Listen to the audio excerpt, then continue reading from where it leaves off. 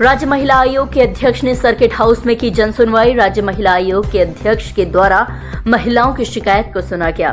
बबीता चौहान ने बताया कि महीने में 2 बार जन सुनवाई की जाती है और समस्याओं का समाधान किया जाता है। जन सुनवाई के दौरान संबंधित विभागों के अधिकारी भी मौजूद रहते हैं। राज्य महिला आयोग के अध्यक्ष ने बताया कि ज्यादा संख्या में घरेलू हिंसा के मामले आते हैं सामने। जिम ट्रेनर के लिए महिलाओं को दिया जा रहा है प्रशिक्षण।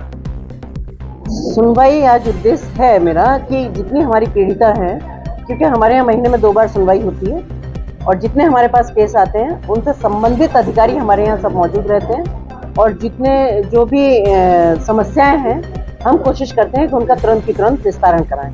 जो कोर्ट में केस चल रहे होते हैं उनका तो एक अलग मामला है कि क्योंकि वो कोर्ट पे ही छोड़ दिया जाता है।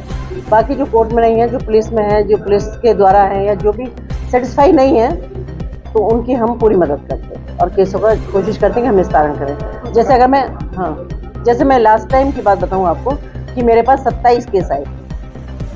जो पिछली बार मैंने सुनवाई की थी यहाँ, 27 में से मैंने 19 केसों का निस्तारण हो गया हमारे यहाँ से और बचे 4 केस में से 3 केस बचे हैं, जिसमें से 1 केस उन्होंने वापस खुद ही ले लिया और 3 केस दिए जिसमें 3 केस में कार्रवाई चल रही है। तो मैं समझती हूँ कि ये बहुत अच्छी हमारी पहल है कि जिनका इतनी जल्दी इतने केसों का निस्तारण किया जा रहा है। नेचुरली सभी तरह के आते हैं, लेकिन घरेलू हिंसा के बहुत आते हैं और महिलाओं से क्योंकि महिला देश की आधी आबादी है, 12.5 करोड़ की आबादी महिलाओं की है उत्तर प्रदेश में, तो निश्चित रूप से हर फील्ड से जुड़े हुए हैं। पर घरेलू हिंसा से बहुत सारे केस हैं कि जो यहाँ आते हैं। देखिए, उसमें बिल्कुल धरातल पर उतरेगा और उसका रिस्पॉन्स भी मिलेगा। एक्चुअली क्या है कि वहाँ जो वो चीज़ें थी, वहाँ अभी लोगों का माइंड ही सेट नहीं था कि हमें यहाँ महिलाएं भी रखनी चाहिए। तो हमने उनको थोड़ा टाइम दिया है। एक तो हमें प्रशासनिक तौर पर थोड़ा टाइम दिया कि उनकी काउंटिंग की जाए, काउंट किया जाए कि कहाँ कितने जिम हैं या कितने पार्लर हैं या कितनी चीज़ें।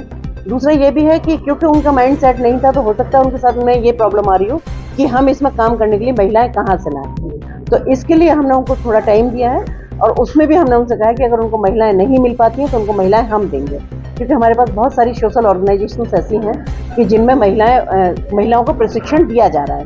तो निश्चित रूप से जब ऐसी महिलाएं वहाँ होंगी तो वो आत्मनिर्भर भी बनेंगी, उनको काम मिलेगा, रोजगार मिलेगा और उनको भी हम सुविधाएं दे पाएंगे। उसके बावजूद भी अगर प्रशिक्षित महिलाओं की कहीं कोई कमी आती है तो हमने डिसाइड किया है कि हम ऑर्गेनाइजेशंस के थ्रू या हम जैसे भी कोशिश कर सकते हैं तो हम इस तरह के कुछ और प्रशिक्षण केंद्र हम खोलेंगे जिसके थ्रू हम महिला वहाँ से निकाल पाएंगे। तो इसलिए हमने थोड़ा सा टाइम दिया है।